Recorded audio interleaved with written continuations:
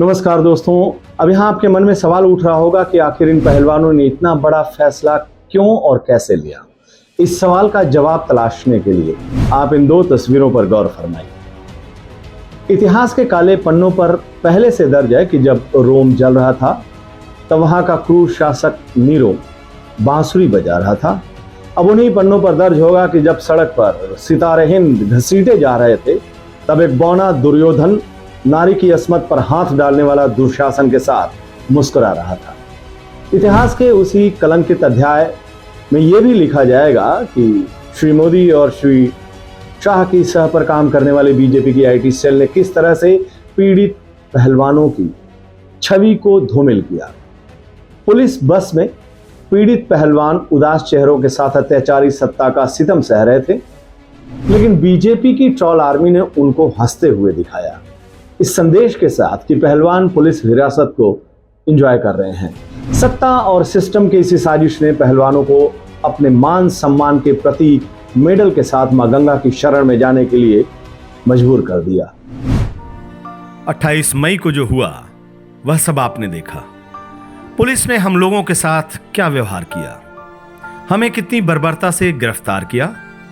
हम शांतिपूर्ण आंदोलन कर रहे थे, हमारे आंदोलन की जगह को भी पुलिस ने तहस नहस कर हमसे छीन लिया और अगले दिन गंभीर मामलों में हमारे ऊपर ही एफआईआर दर्ज कर दी गई। क्या महिला पहलवानों ने अपने साथ हुए यौन उत्पीड़न के लिए न्याय मांगकर कोई अपराध किया है? पुलिस और तंत्र हमारे साथ अपराधियों जैसा व्यवहार कर रही है, जबकि उत्पीड़क खुली सभाओं में हमारे ऊपर फप्तियां कस रहा है। टीवी पर महिला पहलवानों को असहज कर देने वाली अपनी घटनाओं को कबूल करके उनको ठहाकों में तब्दील कर दे रहा है। यहां तक कि पॉस्को एक्ट को बदलवाने की बात सरेआम कर रहा है। हम महिला पहलवान अंदर से इतना ऐसा महसूस कर रही हैं कि इस देश में हमारा कुछ बचा ही नहीं है। हमें वे पल याद आ रहे हैं जब हमने ओलंपिक वर्ल्ड चैंपियनशिप में मेडल जीते थे। अब लग रहा है कि क्यों जीते थे। क्या इसीलिए जीते थे कि तंत्र हमारे साथ ऐसा घटिया व्यवहार करे, हमें घसीटे और फिर हमें ही अपराधी बना दे? कल पूरा दिन हमारी कई महिला पहलवान खेतों में छिपती फिरी हैं। तंत्र को पकड़ना उत्पीड़क को चाहिए था, लेकिन वह पीड़ित महिलाओं को उनका धरना खत्म करवाने, उन्हें तोड़ने और डराने में लगा हुआ है। अब लग रहा है कि हमारे गले में सजे इन मेडलों का कोई मतलब नहीं रह गया है।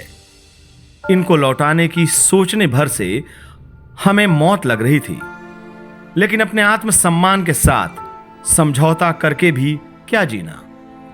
यह सवाल आया कि किसे लौटाएं? हमारी राष्ट्रपति जी को, जो खुद एक महिला है। मन ने ना कहा, क्योंकि वह हमसे सिर्फ 2 किलोमीटर दूर बैठी सिर्फ देखती रही, लेकिन कुछ भी बोली नहीं।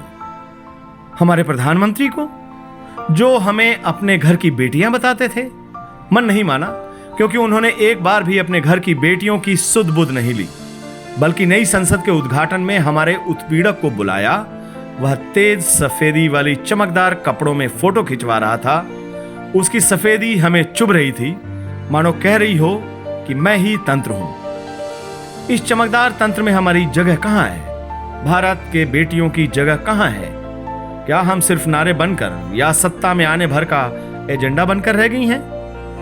ये मेडल अब हमें नहीं चाहिए, क्योंकि इन्हें पहनाकर हमें मुखौटा बनाकर सिर्फ अपना प्रचार करता है यह तेज सफेदी वाला तंत्र, और फिर हमारा शोषण करता है। हम उस शोषण के खिलाफ बोलें तो हमें जेल में डालने की तैयारी कर लेता है।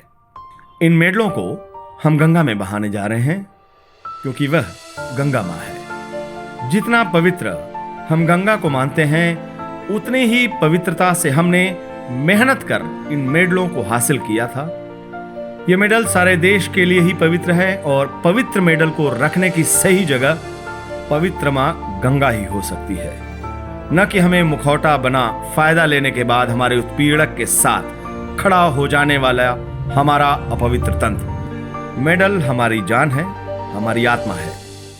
इनके गंगा में बह जाने के बाद हमारे जीने का कोई मतलब रह नहीं जाएगा। इसलिए हम इंडिया गेट पर आमरण अनशन पर बैठ जाएंगे। इंडिया गेट हमारे उन शहीदों की जगह है जिन्होंने देश के लिए अपनी देह त्याग दी। हम उनके जितने पवित्र तो नहीं हैं, लेकिन अंतर्राष्ट्रीय स्तर पर खेलते वक्त हमारी भावना भी उन सैनिकों जैसी ही थी। अपवित्र तंत्र अपना काम कर रहा है और हम अपना काम कर रहे हैं। अब लोक को सोचना होगा कि वह अपनी इन बेटियों के साथ खड़े हैं या इन बेटियों का उत्पीड़न करने वाले उस तेज सफेदी वाले तंत्र के साथ। मैं अपनी कुश्ती को त्यागती हूँ और मैं आज के बाद कभी भी आपको वहां नहीं दिखूंगा। दोस्तों, पहलवानों के इस बयान के बाद अब आगे ना कुछ कहने की इच्छा हो रही है, न ज़रूरत महसूस हो रही है। लिहाजा मैं आपसे विदा लेता हूं, आपके साथ छोड़ जाता हूं देश के इन सपूतों का वो सवाल जो उन्होंने सीधे आपसे पूछा है। और सवाल उन्होंने पूछा है, अब लोग को सोचना होगा कि वह अपने इन बेटियों के साथ खड़े हैं या इन बेटियों का उत्पीड़न करने वाले उस तेज सफेदी वाले तंत्र के साथ। नमस्कार।